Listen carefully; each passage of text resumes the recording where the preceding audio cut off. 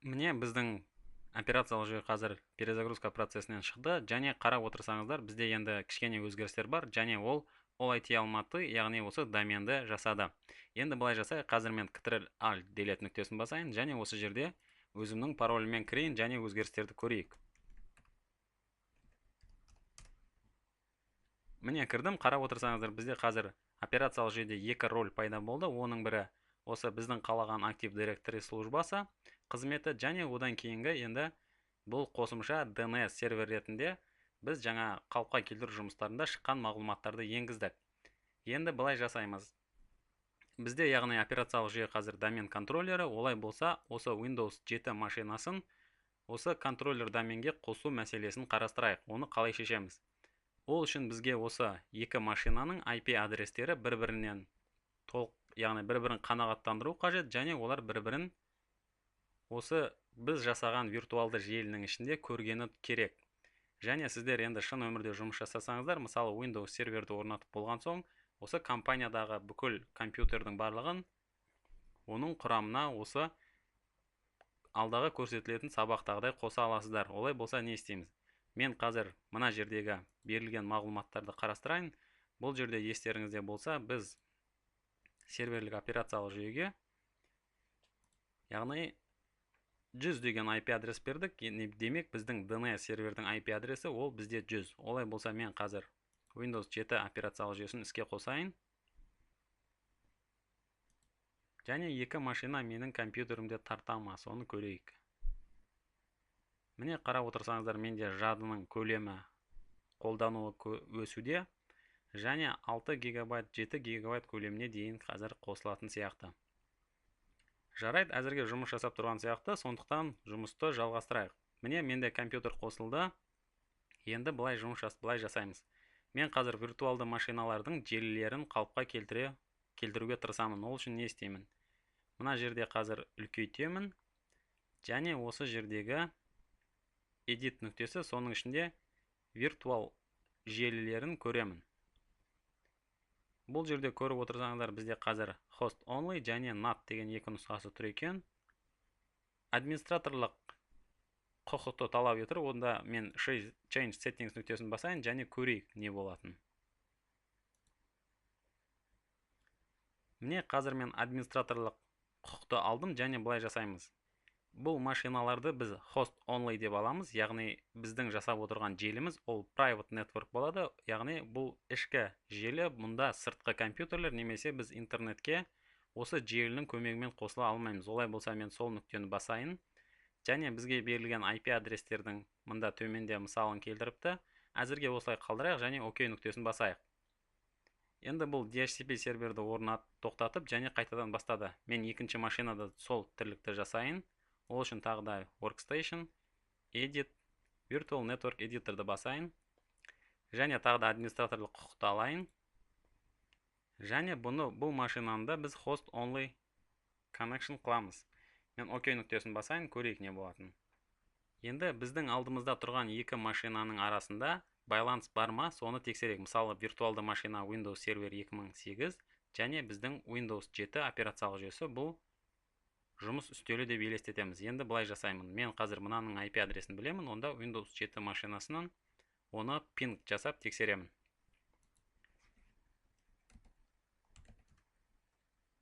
Мұнда IP адресті енгіземіз, яғни ping 192 168 1 100.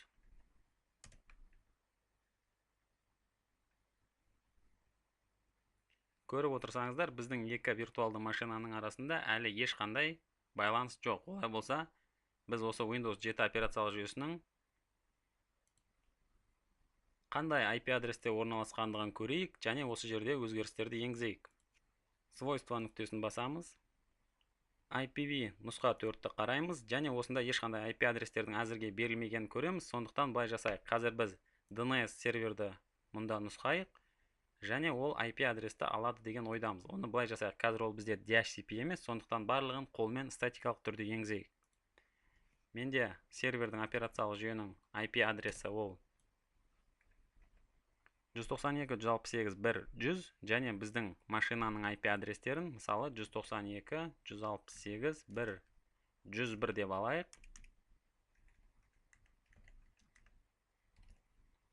Және біздің шлюзді осы серверлік операциялық жүйеге нұсқайық. Және ОК нүктесін басамын. ОК нүктесін басамын. Енді тағы бір тексеріп көрейік.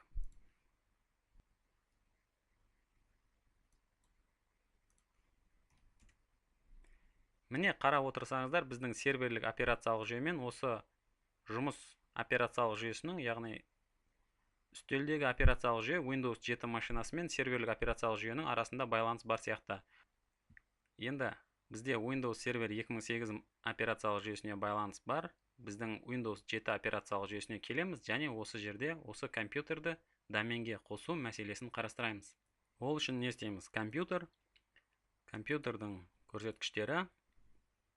Соның ішінде мына жерде көріп отырсаңыздар, компьютердің аты және оның доменге қосу мүмкіндігі изменить параметры нүктесін басамыз. Және осы жерде бізге қажетті өзгерістерді енгіземіз. Яғни бізде компьютердің атын қазір өзгертуге мүмкіндік бола ма қарастырайық. Мен мысалы қазір компьютердің атын қиындықтар тумас үшін әзірге өзгертпейін, тек осыны доменге қосу мәселесін қарастырайық. Доменнің есімін таңдаймын. Бізде доменнің аты OLIT Алматы болатын.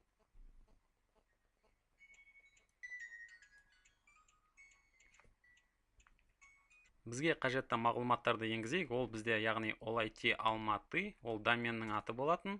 Және осында қолданушының есімі. Бізде қолданушы мысалы мен енгізген OLIT Tutor'дың көрсеткіштерімен көрейік. Яғни мәліметтермен OLIT Tutor және мұнда парольді енгіземін. Яғни мағлұматтарды енгіздім. Енді ОК нүктесін басамын және күтеміз.